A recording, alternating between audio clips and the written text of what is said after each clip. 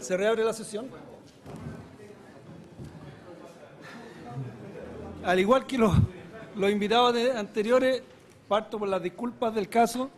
Se nos ha ido de las manos un poquito el tiempo, pero esta reforma amerita discusión, debate, así que le pido la disculpa por el tiempo. Nos quedan algunos invitados todavía, pero la opinión de usted es una de las más importantes. Las pymes, la CONAPYME, ¿qué opinión tiene usted respecto a esta reforma laboral? Así que yo le doy la bienvenida a don Rafael, a don Héctor Sandoval, don Enrique Román, don Carlos Juan, Sergio Zamorano y don Roberto Zúñiga. Bienvenidos todos a la Comisión de Trabajo. Yo le pido a don Rafael, usted es un personaje muy conocido, pero igual nos dijeron aquí para efectos de la tele y del acta se presente cuando haga uso de la palabra. Muchas gracias, presidente. Rafael Cumcille, presidente de la CONAPYME. La CONAPYME representa a 7 ramas de la economía nacional. Digamos que es la organización, sin temor a equivocarme, que representa al más alto porcentaje en Chile de las empresas, presidente, de menor tamaño. Yo le agradezco a usted y a los diputados que han tenido la gentileza de quedarse. Nos habría gustado, y dejo constancia, que muchos de los que ya se retiraron pudieran haber escuchado a los empresarios MIPYMES, que somos los que generamos el más alto porcentaje del empleo nacional. Y nos duele, le digo la verdad, porque vemos que cuando hay ciertas circunstancias en el país, las banderas de las pymes se flamean por todas partes, todo el mundo habla de las pymes, y esta era la oportunidad en que muchos parlamentarios, que estimamos mucho y que vimos cómo se retiraban, seguramente con sus compromisos personales, pero les agradezco una vez más a los que han tenido la gentileza de quedarse a escucharlo. En Chile, presidente, en el anterior gobierno de la presidenta Bachelet se logró una ley que usted conoce mucho y ustedes también, la ley, ¿no es cierto?, el Estatuto PYME. Era una aspiración muy antigua de nuestro sector. El Estatuto PYME aquí apuntaba a que cualquier proyecto de ley,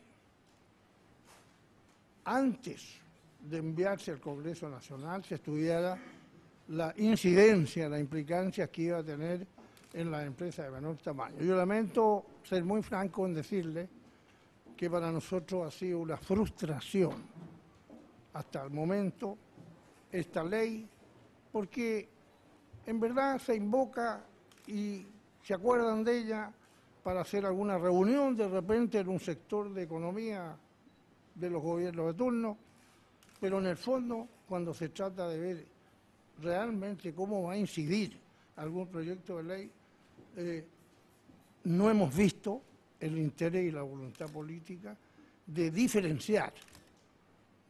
Yo recién estaba escuchando a otra entidad importante de la economía nacional y oí algunas preguntas de los parlamentarios, algunos que ya se retiraron, y sobre, por ejemplo, aunque no se me ha preguntado a mí, pero escuchaba esto de la negociación por rama. Ya me veo yo un modesto bolichero de la esquina de cualquier calle periférica de Santiago en una negociación con rama junto con los trabajadores de Falabella. Ya me veo yo cuál va a ser el resultado catastrófico. Lo otro que nosotros, me habría gustado saber una torta. Una vez don Francisco me invitó hace muchos años a un programa que él tenía, Noche de Gigantes, en los tiempos que se hablaba mucho de los Chicago Boys. Entonces yo presenté la economía nacional como una torta. Entonces dije, ¿cuál es el porcentaje, el pedazo de esta torta que tenemos los empresarios de menor tamaño. Y le quiero contar, presidente, que de acuerdo a todas las cifras, hoy los empresarios de menor tamaño de la torta económica nacional apenas participamos de un 15%. Y con el temor de que ese porcentaje va a ir decreciendo. Sin embargo, y yo creo que es un milagro, que nosotros los empresarios de menor tamaño seguimos generando un alto porcentaje del empleo nacional.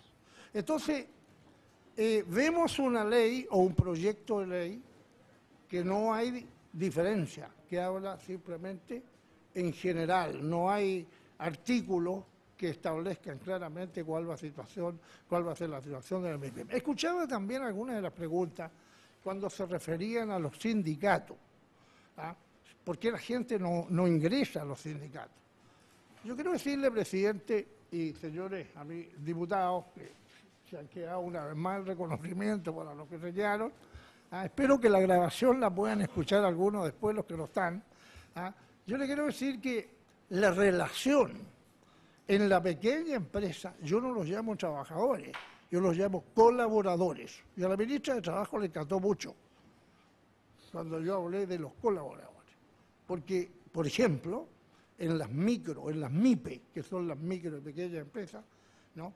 Fíjate que el Banco de Estado ya las unió y ahora ya no habla de la microempresa y pequeña, juntó las dos y habla de la empresa de menor tamaño. Nosotros somos la empresa en Chile de menor tamaño. Yo le digo una cosa, yo escuchaba al final, ¿por qué no hay más sindicatos? ¿No? Si la ley dice que se puede organizar con 8 personas sindicatos, simplemente porque no lo necesitan, si los demás son macanas, perdóneme el término. Entonces, se presenta de repente al trabajador independiente, porque excúseme que yo acuñe en esta oportunidad este término. Nosotros somos empresarios porque trabajamos por cuenta propia, pero somos trabajadores independientes. Somos sin protección, ojo, sin protección. Nosotros nos levantamos en la mañana sin que nadie nos garantice si vamos a vender o no vamos a vender. Nadie nos garantiza. Nosotros tenemos que tener mucho coraje. Y ojalá en Chile hubiese muchos más que se atrevan a trabajar por cuenta propia. Yo quiero pasarle una cifra también, presidente. En Chile hay 826.000 empresas formales y hay 700.000 informales. Mientras más leyes existan que controlen a los empresarios formales, más informalidad va a haber en este país. Yo estuve en la OIT, aquí se habla mucho de la OIT, y yo me alegro de haber estado una vez con usted, nos juntamos por allá. La Organización Internacional del Trabajo, que también tiene la OIE, que es la Organización Internacional de Empleadores, me alegro mucho, es tripartita, y me gustó mucho asistir, y ahí había un tema que trataba de la transición de la economía informal a la formalidad. Y me alegro que el actual gobierno, a lo mejor ustedes lo desconocen o lo conocen, el actual gobierno en el Ministerio de Economía, fíjese usted que ha empezado por primera vez en la historia obedeciendo las resoluciones de la OIT, porque aquí todas las resoluciones que favorecen a un sector se repiten, se multiplican, pero no se repiten las otras. Y uno de los acuerdos en la OIT es que hay que ver cómo incorporar más a la economía formal, a la economía informal. Pero para eso, obviamente, ¿sabe por qué la gente no quiere formalizarse?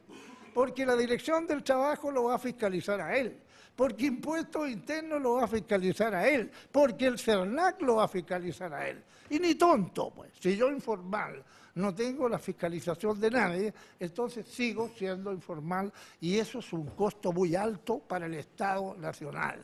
Y nadie le pone, ¿no es cierto?, francamente, manos al asunto. Podría hablar mucho, pero tengo 12 destacados profesionales. Y voy a ser claro, ninguno de ellos es de partido político opositor al gobierno. Porque aquí, este país, cuando usted hace una crítica, lo primero que piensa, este debe ser de opositor al gobierno. No, nuestros profesionales son del Departamento de Estudio de la CONAPYME, que van a entregar una exposición, presidente, muy sincera, muy verdadera de la realidad nacional. Muchas cosas que le dijimos al Ministerio de Trabajo. Aquí está el señor Godoy, que nos escuchó muchísimo, mucho.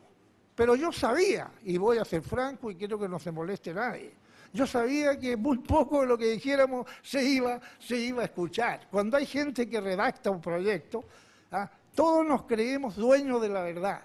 Entonces, este es un país que quiere ir al desarrollo, que tiene que acostumbrarse a escuchar a otros y poder entender que también otros pueden tener opiniones que se acerquen a la realidad. Yo quiero concluir, presidente.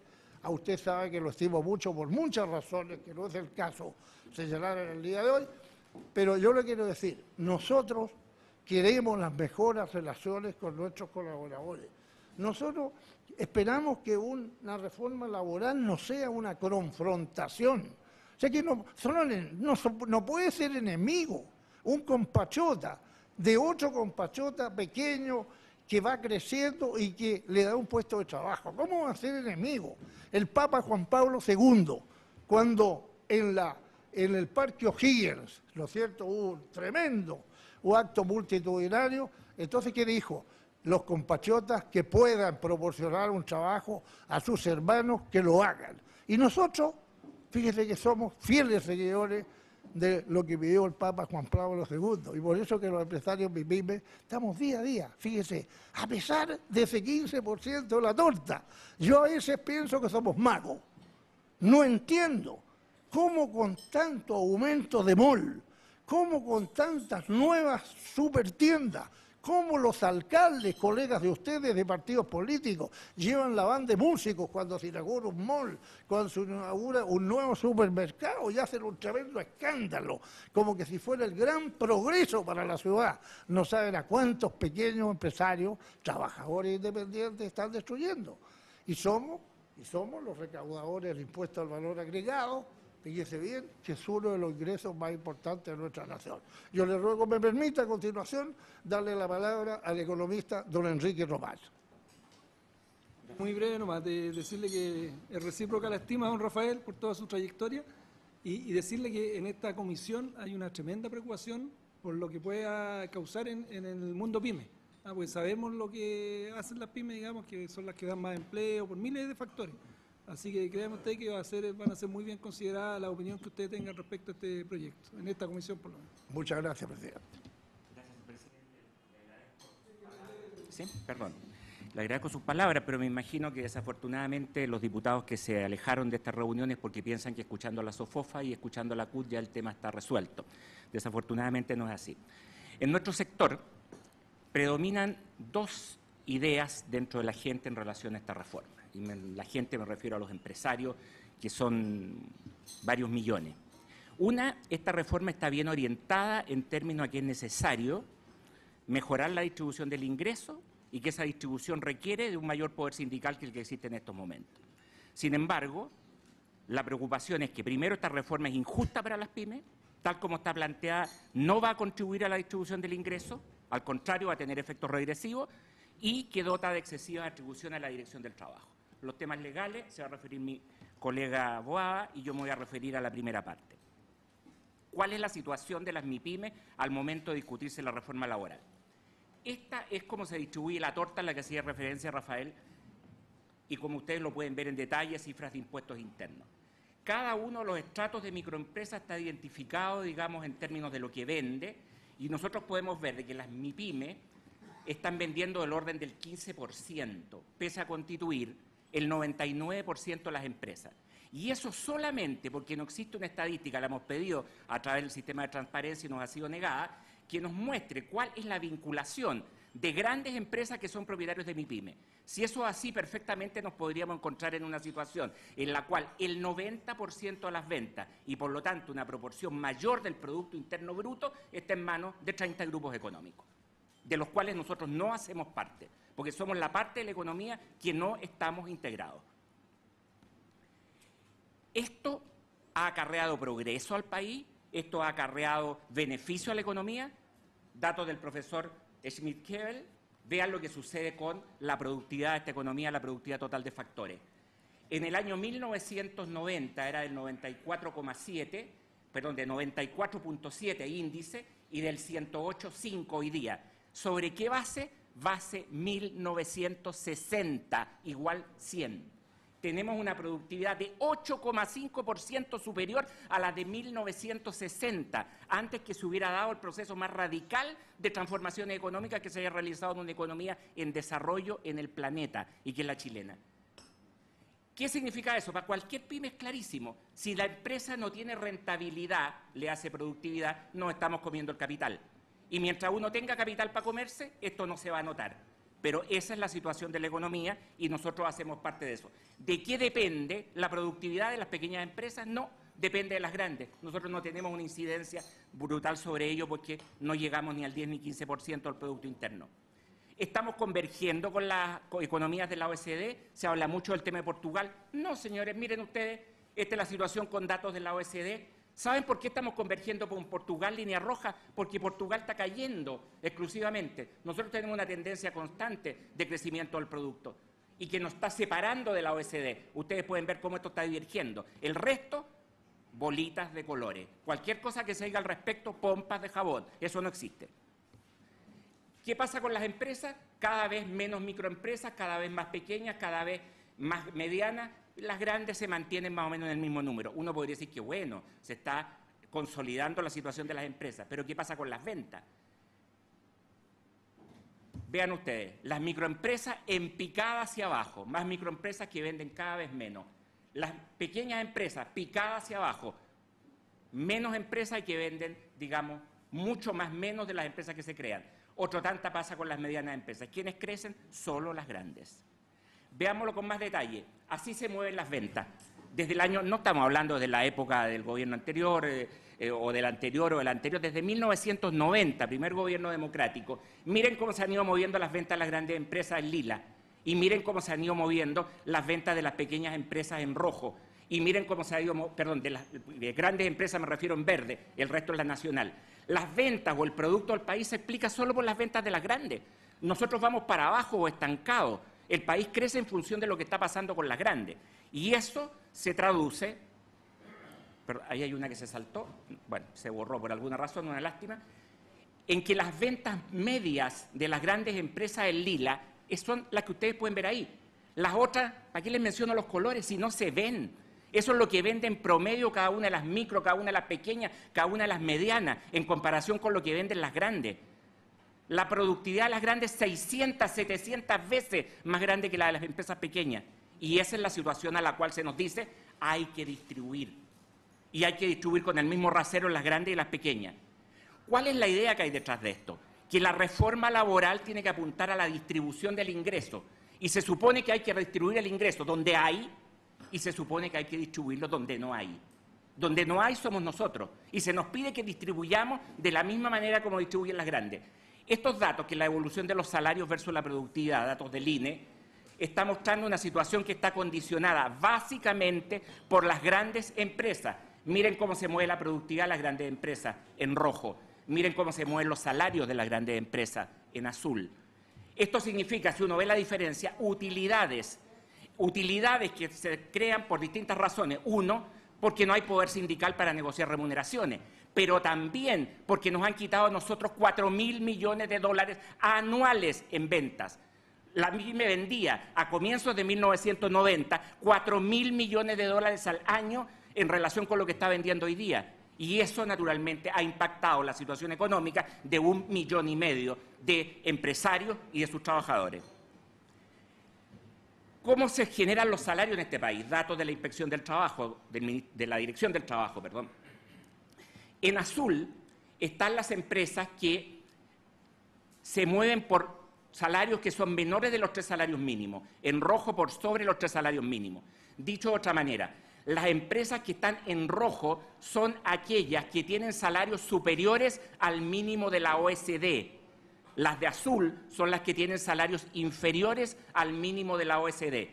Si uno mira lo primero, las micro, se dan cuenta que el 21% de los trabajadores de la microempresa paga más que el mínimo de la OECD. Y el 78,4%, año 2002, paga menos que el salario OECD. Y miren las grandes empresas que son las que tienen las tremendas utilidades. el 64% paga menos que la OECD y el 35% más que la OECD. Y si miran el dato anterior de las medianas, se van a dar cuenta que las medianas empresas, que hacen parte de las MIPYME, pagan mejores salarios que las grandes empresas.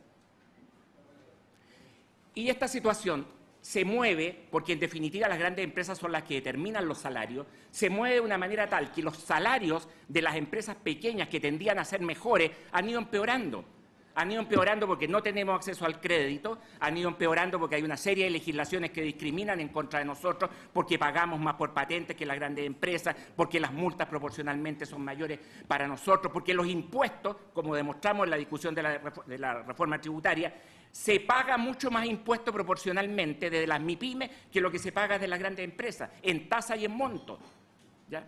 Entonces, por lo tanto, como además no teníamos acceso al FUT y como además no teníamos acceso tampoco a la cuantiosa cantidad de subsidios que reciben las grandes empresas, nuestra posibilidad de competir es mínima. ¿Pero por qué no hay sindicatos? Porque, en definitiva, los salarios de las MIPYME no son muy distintos de las grandes.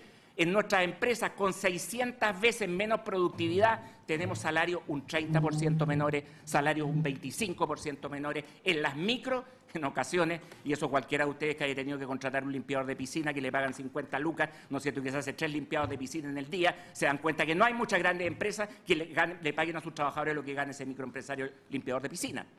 Por lo tanto, se gana a veces más plata en las microempresas que en las grandes empresas. Los sueldos de las grandes empresas son particularmente bajos. Y ahí, entendemos, está la razón de ser de la reforma laboral. Pero, como pasa frecuentemente en esto, le pegan al más chico. Y como nosotros somos fáciles, como nosotros los diputados se van después que hablamos, ¿no es cierto?, o antes que hablamos, como en general siempre las medidas terminan castigando al más débil, que no tiene lobby, que no da plata para las campañas, que no tiene raíces, digamos, como para poder imponer un determinado punto de vista, las medidas terminan en contra nuestra. Termino yo con esta lámina que es de información del Servicio de Impuestos Internos del día de ayer, ¿ya? Esto es lo que Impuestos Internos en el día de ayer, cualquiera de ustedes métase a la página, muestra cómo están distribuidas la situación. Primera columna, número de empresas. Segunda columna, el monto de ventas por cada una de las empresas. Tercera columna, el número de trabajadores dependientes que tiene cada empresa. Cuarta columna, las remuneraciones que reciben los trabajadores. Dividamos entonces las remuneraciones, dividamos las ventas, digamos, de las empresas en la columna número 5 por el número de trabajadores. Y ahí está lo que venden, miles de UF, están estas cifras, cada trabajador. 0,12 en la micro, 5,94 en la mega. 600 veces diferencia. ¿Ya? Esas son las ventas. De ahí está la plata para poder hacer la negociación colectiva. Nosotros tenemos 600 veces menos plata que una gran empresa a la hora de sentarnos en la negociación colectiva. ¿Qué pasa en la sexta columna? Remuneraciones medias por empresa. ¿Cuánto paga por tamaño de empresa cada una de las empresas de este país? Miles de UF también. La micro, 0,35, 1000 UF. La pequeña, 0,99. La mediana, 6,7. La grande, 31,25. Las mega, que venden más de 1 millón de UF, las grandes venden más de 100.000, 330,77. O sea, la plata de la cual echa mano la gran empresa para pagar sueldo es mucho más que la que hacemos nosotros.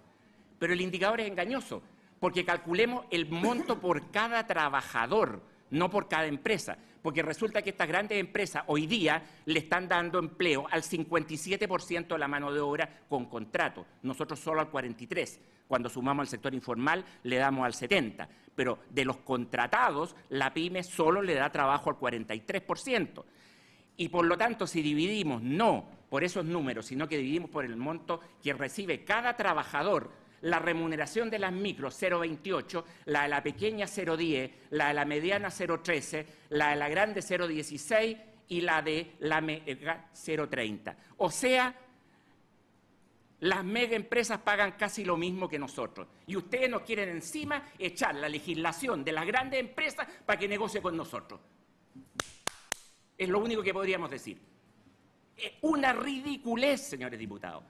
La pequeña empresa tiene que salir fuera de esta reforma laboral. Nosotros no podemos negociar igual que las grandes empresas. Tiene que haber una excepción, que en algún momento la CUT se mostró partidaria de eso y hoy día por estas peleas entre la señora Barba y el señor Martínez ya no hay lugar a eso. tiene que fijarse en 25 personas el número de los sindicatos. Con 25 personas, el mínimo para formar sindicatos, nosotros salimos a la calle a aplaudir esta reforma.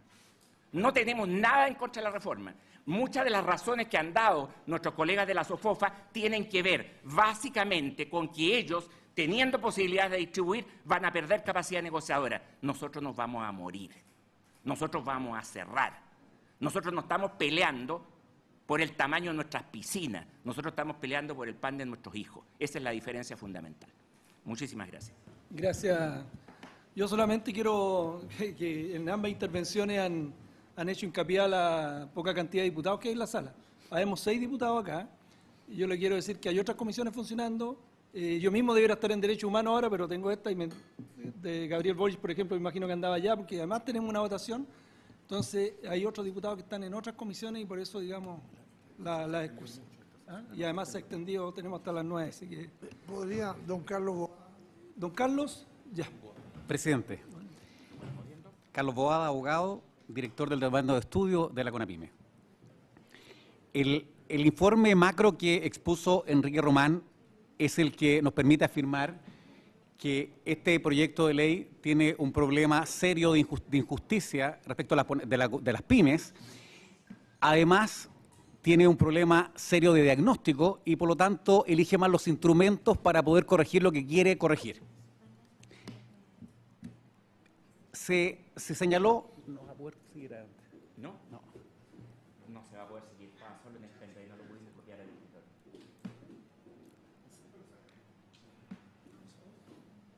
¿Sí lo va a poder? Sí. Pues bien, el primero, diagnóstico equivocado de mala elección de instrumentos, como se ha expuesto recién por Enrique Román.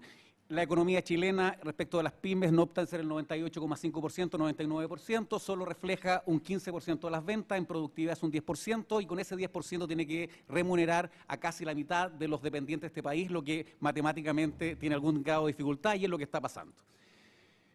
Este es un cuadro, no sé por qué no está proyectado.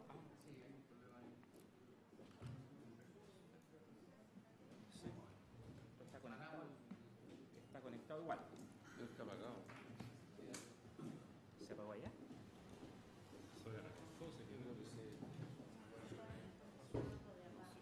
Pobre, las pibes no tienen ni proyector.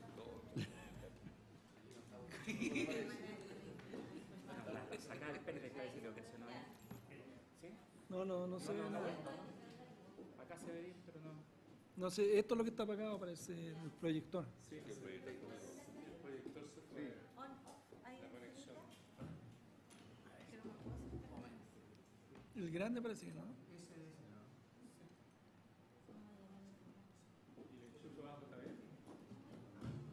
llega energía, a lo mejor. Bien, ¿puede seguir sin el...? Es ¿o no? difícil, presidente, porque hay un gráfico que es del Ministerio de Economía de hace un mes atrás. Suspendemos un minuto Por entonces favor. mientras llega el técnico. Se suspende un minuto.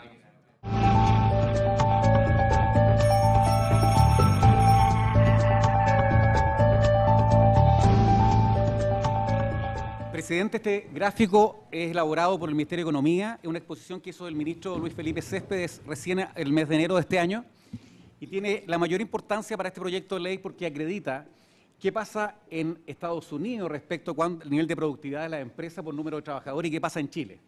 La línea roja demuestra cuándo comienza la productividad en Estados Unidos. A partir de 6 trabajadores en adelante la productividad de la empresa aumenta.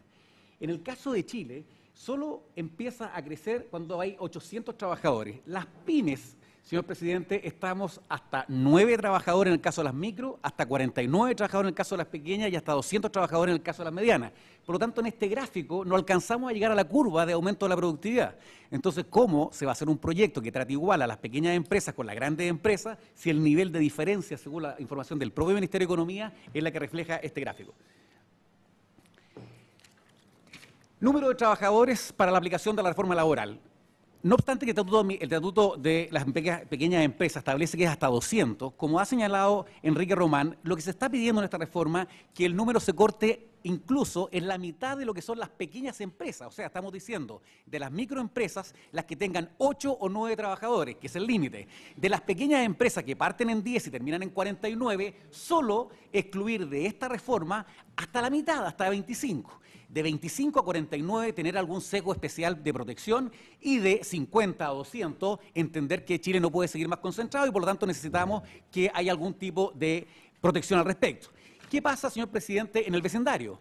Perú, sindicato mínimo 20 trabajadores. Colombia, mínimo 25 trabajadores. México, mínimo 20 trabajadores. Venezuela, mínimo 20 trabajadores. Panamá, mínimo 40 miembros. Entonces, en Chile tenemos una normativa que, como estaba antiguamente, con la que rige hasta el día de hoy, tenía algún sentido con 8 trabajadores. Pero con esta nueva lógica que tiene el proyecto de reforma laboral, no tiene ningún sentido dejarlo en 8. Tanto la CUT como la CAT habían coincidido inicialmente con nosotros de que 25 era el número. Después, como ha señalado Enrique Román, por problemas internos eso cambió. Pero este es el vecindario. ¿Cuál es la explicación de que lo que aplicamos nosotros en Chile con esta nueva normativa sea distinto que el vecindario? ¿Para qué decir los países más evolucionados? Plazo de 1 año para poder negociar colectivamente. Y de aquí en adelante, presidente, solamente referirnos a cosas puntuales que afectan directamente a las pymes. Dice en el artículo 308 que se empieza a correr este año, plazo de 1 año para no poder negociar colectivamente del inicio de actividades. El que entiende cómo funcionan las pymes, entre que inicia actividades y que hace la primera venta o el primer servicio, transcurre fácilmente 4 o 5 meses. Por lo tanto, lo importante no es el inicio de actividades tributarios, sino que lo importante es cuando ha hecho su primera venta o ha hecho su primer servicio. Se le pidió al Ministerio del Trabajo que por favor contemplara esta indicación. Nos dijeron que sí y de verdad que con frustración vimos en el proyecto que no había sido anotado. La lógica está además. Este año de que se le da a la empresa es para que pueda fortificarse antes de la primera negociación colectiva. El año empieza cuando realmente está produciendo, cuando está vendiendo. Necesidad de mayor claridad en la redacción de la reforma. ¿Esto por qué, presidente? Porque las pymes no tienen asesores. Entonces, como no tienen asesores, el texto legal tiene que ser especialmente claro, porque como no hay una persona que pueda interpretar a ese empresario pyme, tiene que bastarse la sola lectura del texto. Y nos encontramos, por ejemplo, en el artículo 289, que se modifica, hoy dice: el que ofrezca o otorgue beneficios especiales con el fin exclusivo de desestimular la formación de un sindicato. ¿Qué nos dice el proyecto? El que ofrezca o otorgue beneficios especiales que signifiquen desestimular la formación de un sindicato. La diferencia es gravitante. Ya no hay un problema de voluntades ni de intenciones, sino que es un problema de facto ajeno, que es un efecto que se produce más allá de la voluntad del empresario. ¿Qué es lo que proponemos? El que ofrezca o otorga beneficios especiales que no tengan otra finalidad que desestimular la formación del sindicato, de manera que lo sancionado sea la voluntad, no un efecto que es ajeno al empresario. Continuando, presidente.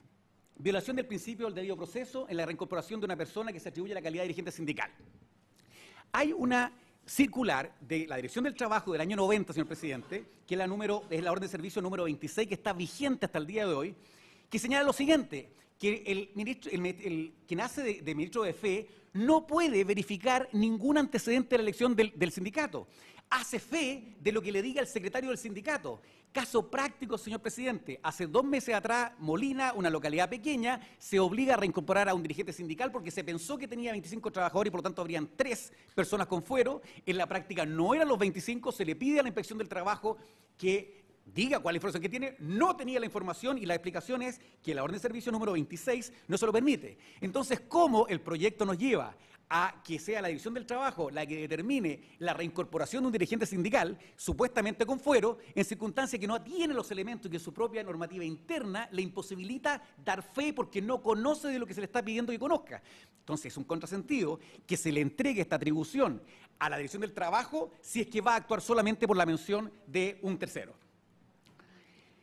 Aceptación de actos de fuerza por parte de dirigentes sindicales. Como quedó redactado el artículo 292 del proyecto, señor presidente, es una pésima señal.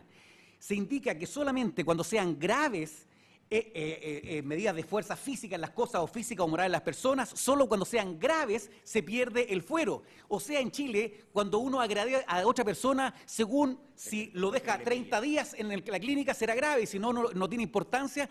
El respeto como ser humano, tanto por un día, por 30 días, es el mismo. Por lo tanto, si hay una medida de agresión de fuerza física en las cosas o física o moral en las personas, debe ser sancionado y no esperarse que sea grave, porque si no, de verdad que el mensaje es muy peligroso. Personas de confianza de la pyme, señoría, señor presidente. Aquí ya la cosa está en el extremo, en perjuicio de las pymes. El 305 tiene dos números dando el día de hoy, el 2 y el 4. El 2 reglamenta cuál es la estructura de una gran empresa, y ahí tenemos los gerentes, los jefes de administración, y tenemos el 4, que son otros colaboradores, porque la pyme no tiene todos estos cargos. Lo que tiene la pyme, como lo ha dicho el presidente, son colaboradores, que sí, muchas veces tienen las facultades para contratar. Se elimina una, eureka, ¿cuál se elimina? Se elimina la que tienen las pymes y no se elimina la que tiene la grande empresa. Aquí hay nuevamente un sesgo en contra de la pyme.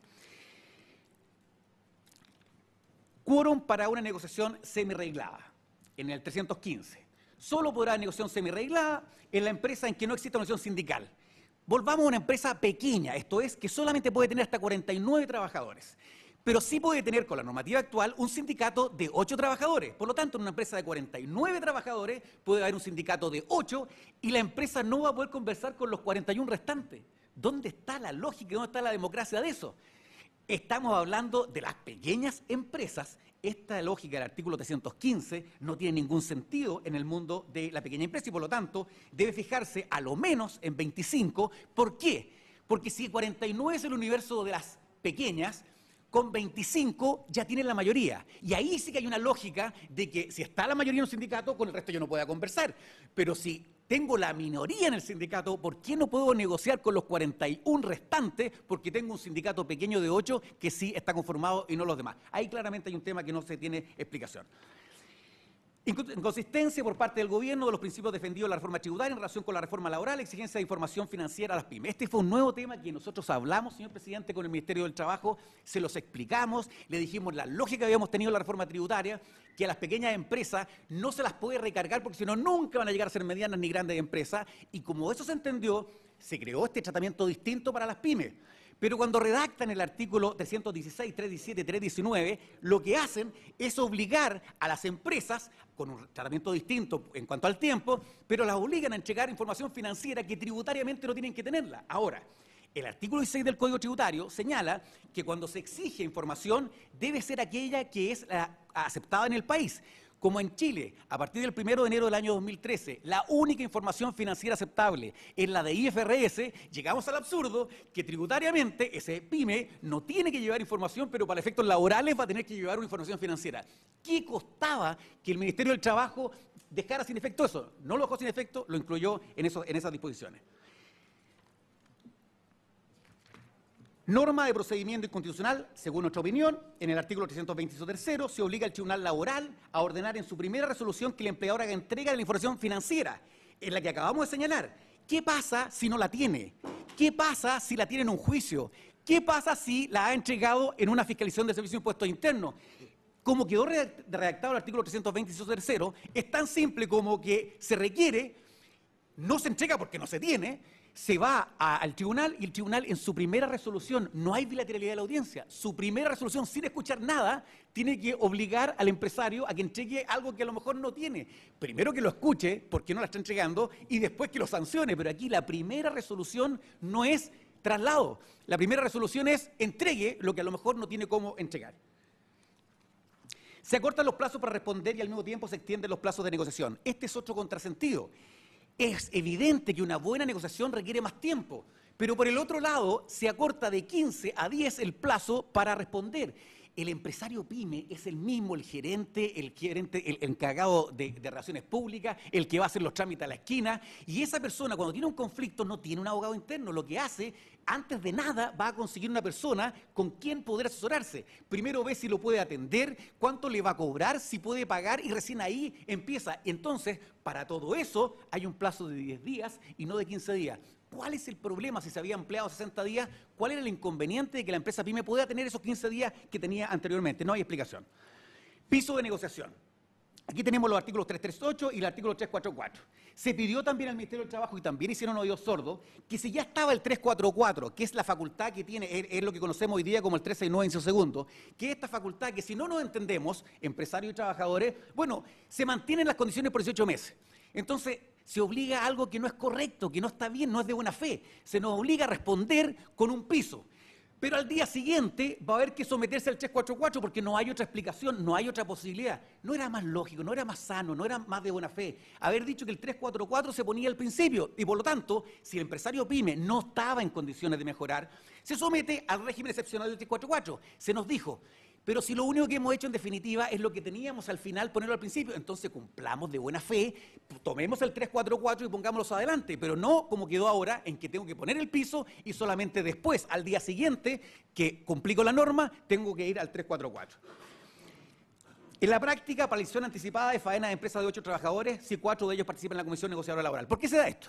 Porque en una empresa que tiene 8 trabajadores, si hay una mujer trabajando, como son 3 las personas que están involucrados, pero como quedó redactada el proyecto, si hay una mujer tiene que participar, nos encontramos con el absurdo que tendríamos que tener una empresa de 8 trabajadores, tendríamos 3 por derecho propio, pero si hay una mujer tiene que integrarla, porque habiendo una mujer en la empresa, tiene que estar integrando la comisión. O sea, una empresa de 8 personas tiene 4 personas que va a estar en la negociación. ¿Quién trabaja? ¿Quién trabaja en una empresa de 8 si tenemos a 4? Tenemos al 50%. Entonces aquí viene esta diferencia estratosférica entre lo que es la gran empresa y la pyme. Piensan en la gran empresa y legislan para la pequeña. Es un contrasentido. Fuero del día después.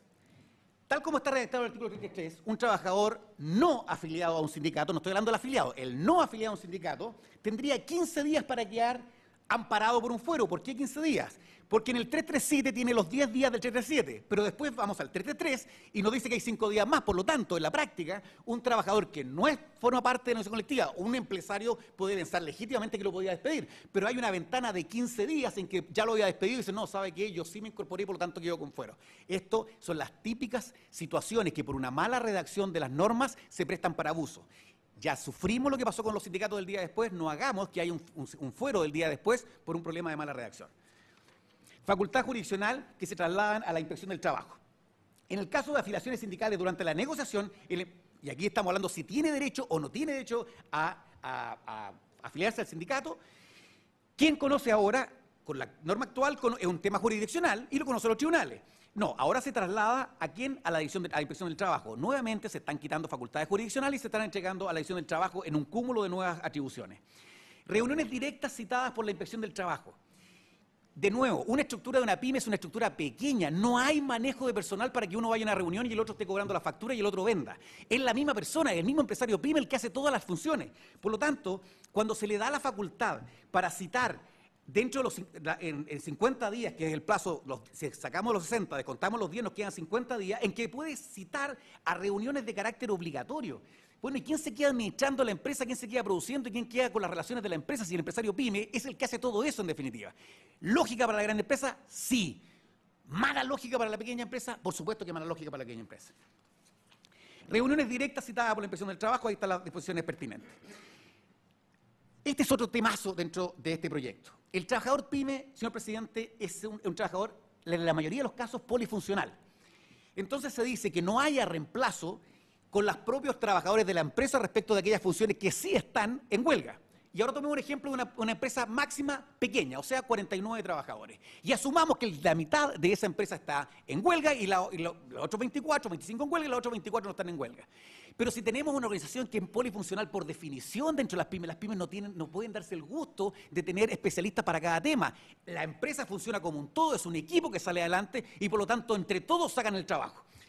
Esta lógica de las pymes hace que el reemplazo interno en el mundo de la pyme sea obvio y necesario. No así en la gran empresa, pero no se hace este distingo en el proyecto. Restricción de la última oferta. ¿Para qué se hizo esto, señor presidente? Se indica que la última oferta debe estar suscrita por toda la comisión negociadora. En el artículo 4 del Código del Trabajo se señala que cualquier persona que tenga don de mando dentro de la empresa representa a la empresa. ¿Cuál era la necesidad? Como hay plazos perentorios, ¿para qué se requería que la última oferta fuera firmada por toda la comisión? Si el dueño de la empresa compromete a su empresa, si el jefe de recursos humanos de la empresa la compromete, ¿para qué poner este requisito que agrava, que pone más difícil, porque puede no estar esa persona y se va a caer la última oferta porque no hubo quien la firmara? ¿Qué sentido tiene dentro de este proyecto? Ninguno. Incentivo indebido hacia un arbitraje obligatorio. Si el sindicato no es capaz de motivar a sus integrantes a votar sobre la opción de huelga o no huelga, ¿cuál es la conclusión con el proyecto? Fácil.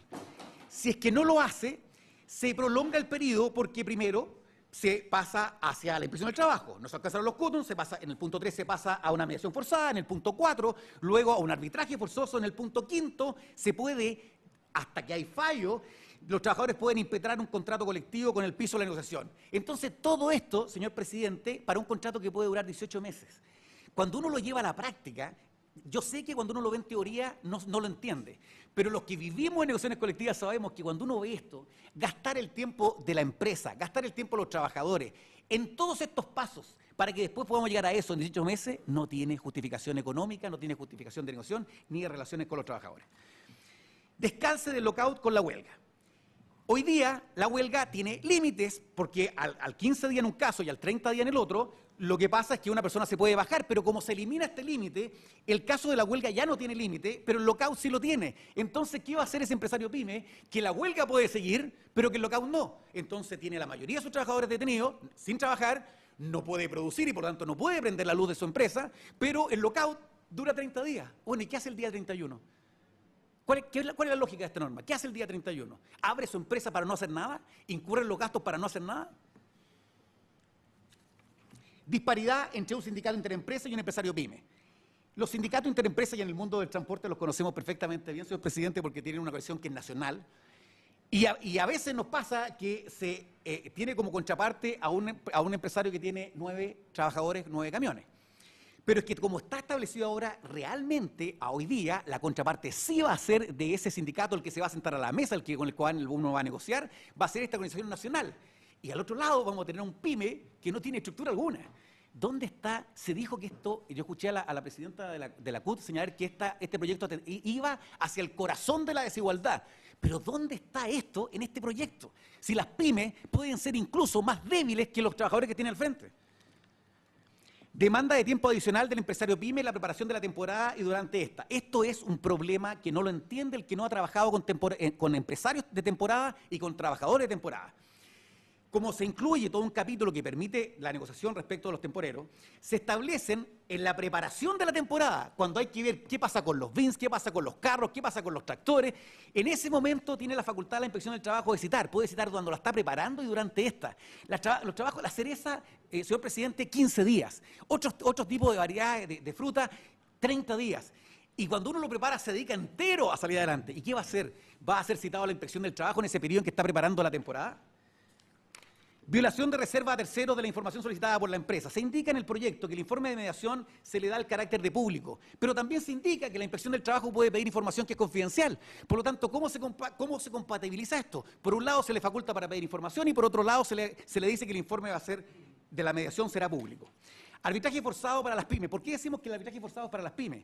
Porque se indica en el proyecto que el solo hecho de que sea la primera negociación de la empresa es una causal suficiente para poder llegar a arbitraje forzoso. Bueno, adivinanza, ¿dónde serán las empresas donde habrá ser la primera negociación? En las pymes. Por lo tanto, claramente aquí hay un seco nuevamente en contra de las pymes y el artículo 392 debería ser modificado. Efecto del arbitraje forzoso, esto es realmente grave. La resolución del arbitraje forzoso no admite recurso alguno, con lo que lisa y llanamente se elimina la facultad de dirección de la empresa. En el caso de los pequeños es peor, puesto que la sobrevivencia es el día a día. Estoy terminando, señor presidente. Multa desmedida y arbitraria, motivo de quiebra en el artículo 413. La sanción por práctica desleal, en el caso de reemplazo de un trabajador, hoy día es por el trabajador que ha sido reemplazado. Pero como quedó redactado el proyecto, no es por el trabajador reemplazado, sino que es por el número de trabajadores que está afecto a la negociación. Por lo tanto, volvamos al ejemplo de la empresa pequeña, 49 trabajadores, ese empresario que tiene 49 trabajadores puede verse expuesto por una dificultad de reemplazo. Y acordémonos que son multifuncionales, puede llegar a una multa de 210 millones de pesos. ¿Cómo una empresa pyme puede sobrevivir a esto? Discriminación al mundo de las pymes. Se crea, señor presidente, algo que es muy bueno, un fondo de formación sindical y de relaciones laborales colaborativas. Pero siendo honestos, habría que dejarlo como fondo de formación sindical, puesto que no hay nada de relaciones laborales colaborativas, aquí a la pyme no se la tomó en cuenta, siempre se habla de fondos para calificar a los sindicatos, ¿y quién califica el pyme? No lo califica nadie. Eso es, presidente. Bien, muchas gracias. Todo queda acá. Sí, Todo queda. Así que para que las pida aquí a la comisión.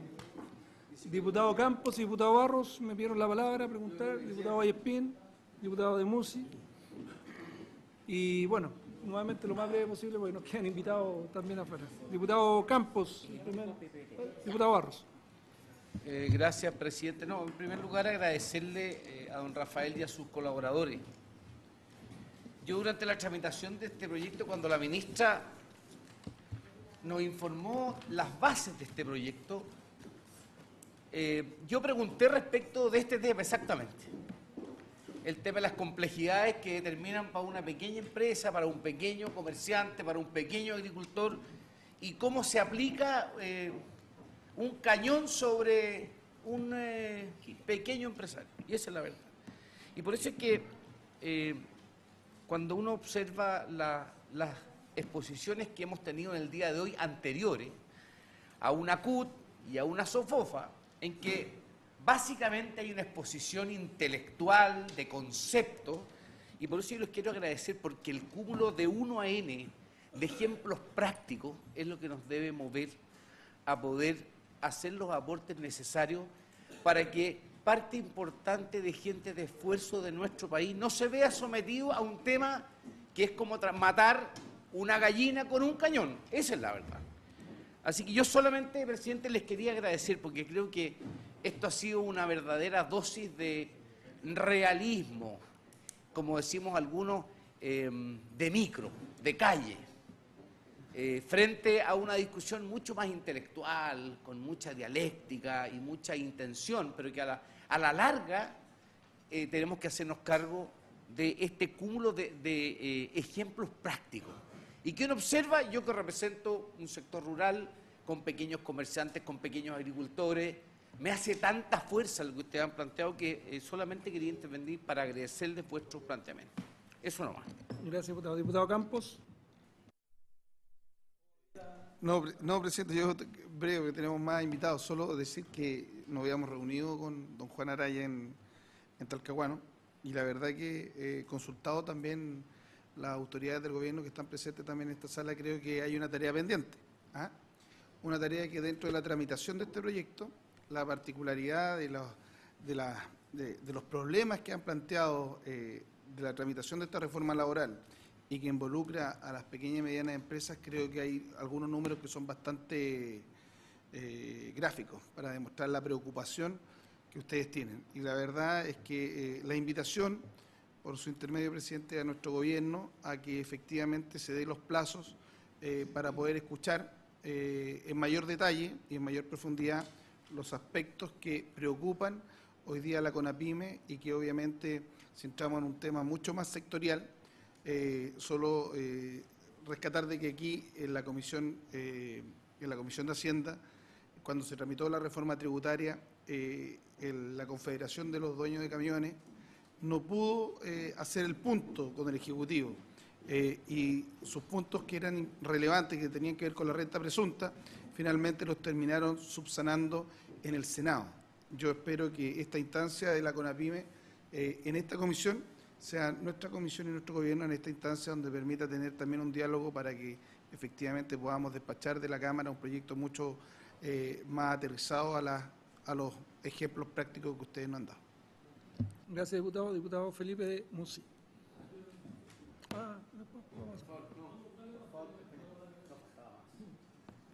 Bueno, muchas gracias, diputado Vallespín.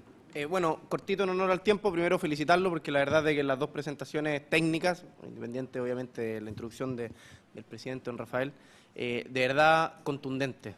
Yo creo que es lo más contundente que hemos visto hasta el momento, así que felicitaciones por eso, porque siendo pyme, siendo micro, pequeño, mediano empresario, y yo sé que esto es un esfuerzo bastante mayor que probablemente de la Confederación, que también tiene su peso y tienen obviamente la experiencia y la visión que es muy importante. Así que felicitarlos por eso de verdad, porque me pareció excelente. Qué preocupado, esa es la verdad. Yo también había tenido la oportunidad de conversar con don Juan, con don Rafael, y la verdad es de que es bastante contundente lo que dicen.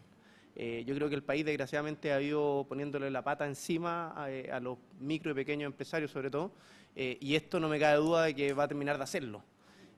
También tengo una cierta duda y es la pregunta que les quiero hacer.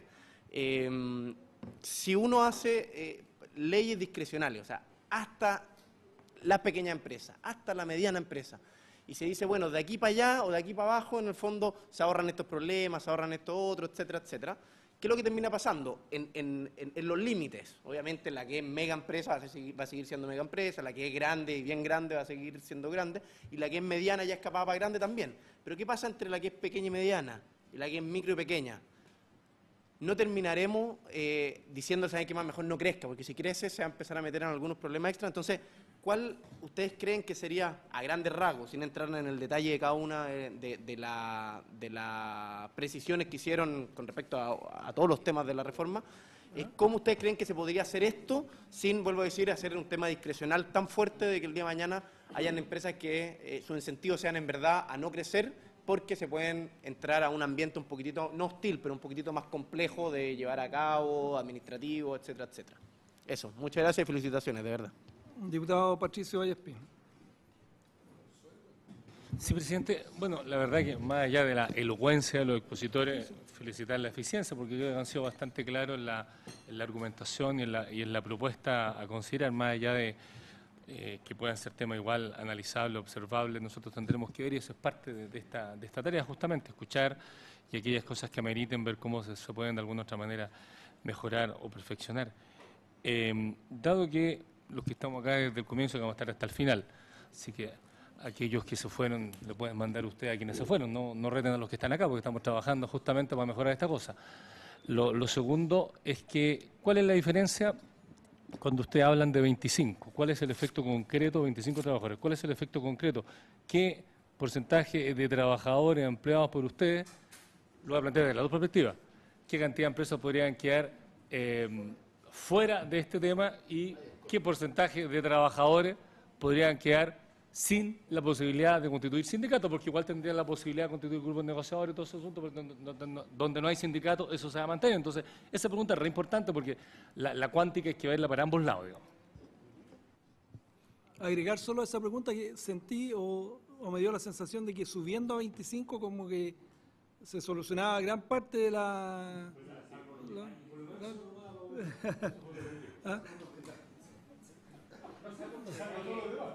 Hay una serie de detalles que no son. ¿Quién va a contestar? Si quería respondo, presidente, cortito. Sé que es muy corto. Ya. Primero, respecto a la pregunta del diputado de Musí, tan arbitrario 25 como 8 en realidad. O sea, la verdad que cualquier número va a ser siempre arbitrario. Hay una lógica en el 25 porque tenemos definido que en 49 es la pequeña empresa y 25 ya representa el 50, tiene la mayoría de esa empresa, por eso el número 25. También 25 es lo que se ve en el barrio, por eso que pusimos los números de Argentina, de Venezuela, de Panamá. Y tiene una tercera lógica económica, que cuando una empresa llega a tener 25 trabajadores, se explica una administración más poderosa. Con 8 trabajadores, tener un jefe de administración no tiene ningún sentido, esa labor la hace el dueño de la empresa. En cambio, a la medida que va creciendo el número de trabajadores, la estructura sí o sí tiene que ir creciendo por una necesidad que le demanda la propia empresa. Y por último, el empresario tiene vocación de crecer. Por lo tanto, si cambia excesivamente la fiscalización, por supuesto que puede ser una barrera de entrada, pero por definición el empresario quiere crecer. Por lo tanto, si ha llegado a 25 es porque quiso crecer y no hay duda que va a seguir hacia adelante. Respecto de la pregunta del diputado Vallespín,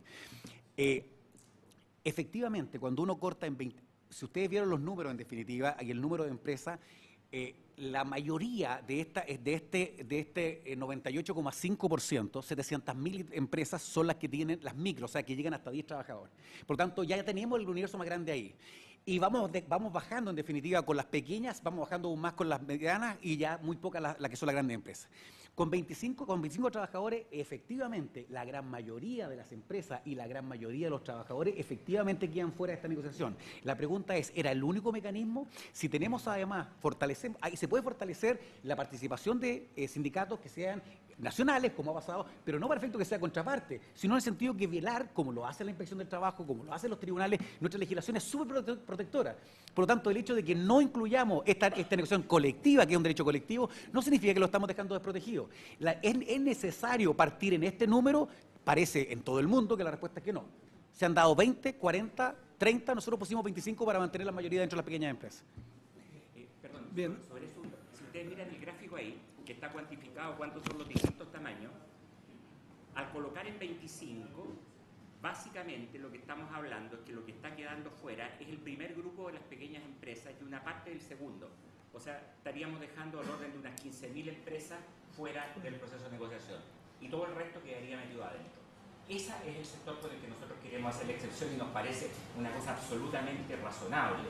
Y no es lo mismo, insisto en eso, entrar a discutir los fundamentos filosóficos de esto que plantear, como hemos hecho, una serie de ideas en relación a corregir cosas que son de sentido común y que no entendemos por qué en el Ministerio del Trabajo no nos pescaron, como dicen los lolos, en relación a todos esos temas y realmente hablamos en el aire. Esto perfectamente se puede incorporar, son temas técnicos.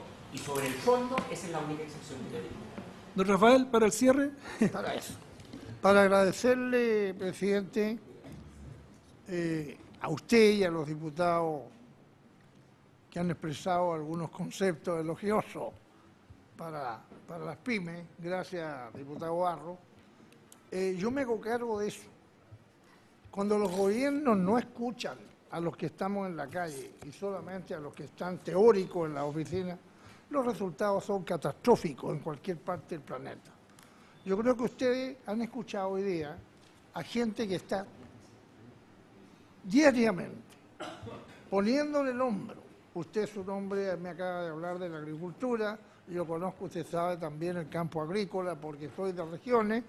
Y lo que le quiero agregar, querido presidente, y aprovechando que aquí hay importantes personeros de la Dirección del Trabajo, ¿no es cierto?, asesores de la ministra, mire, la historia, y la mía es un poco larga ya en el gremio, usted sabe, la historia siempre nos indica que todas las fiscalizaciones van a los pequeños. Todo lo demás es música. Todos los proyectos, no, las grandes empresas, la concentración económica, levantan las banderas. Y lamentablemente todos los proyectos, fíjese usted, que protegen día a día la concentración económica y atacan a los más pequeños que hay en el país. Yo quisiera terminar diciéndole que ojalá las fiscalizaciones, antes que se apruebe este proyecto, se den una vueltecita a los funcionarios en la economía informal. Se den una vueltecita donde ahí la gente trabaja sin contrato, donde no hay previsión, donde no hay nada. Entonces después el Estado tiene que hacerse cargo de todos esos compatriotas, ¿no es cierto?, que no tuvieron ninguna posibilidad de tener imposiciones, de tener seguridad social. Y yo le insisto en esto, porque vuelvo a repetir algo que dije y parece que no se tomó nota. Yo me alegro que el Ministerio de Economía, para que usted sepa, presidente, ha recogido lo de la OIT y he recibido yo la visita de la directora de la empresa de menor tamaño en la sede de la CONAPYME, porque se está estudiando un proyecto de ley precisamente para legislar cómo bajar potencialmente el número de informales que hay en el país. Y el número de informales es grave. Y ustedes tienen que comprender, y yo sé que así es, mientras más leyes vayan en contra de la gente que está establecida, la gente que esté formal, más gente se va a interesar en simplemente trabajar en la economía informal, le vuelvo a repetir. Entonces, ese es un dato, presidente, que yo le ruego a usted y a todos los diputados que están aquí, y a los que no están aquí, que tomen nota. Ese es un problema país, no es un problema nuestro. Si se calculara la cantidad de millones de dólares que se están evadiendo en la actividad informal, si le pusieran un poquito el diente en las importaciones, en las aduanas, las declaraciones falsas que hay de gente que está en la economía informal, caramba que cambiaría este país. Pero todas las leyes, ¿a quién? Al que abrió la cortina en la mañana, al que pescó el camión, ¿no es cierto?, al agricultor. Cuando se habla tanto de los temporeros, ojalá tuviéramos la oportunidad algún día, presidente, yo confío en que nos vuelva a invitar, porque la verdad es que hay mucho más que decir. Gracias por habernos escuchado. No estaban todos los diputados, pero los que estuvieron merecen nuestro reconocimiento. No, y queda la presentación y cualquier cosa que quieran aportar ustedes lo pueden mandar por escrito. Y Aquí acá está la está, presentación, valoramos el trabajo que hacen ustedes, que son los que más dan trabajo, y hay una ley que presenté para ustedes, la ley de morosidad, para que la discutamos después. Muchas gracias, presidente. Suspendemos un minuto para pedir a la...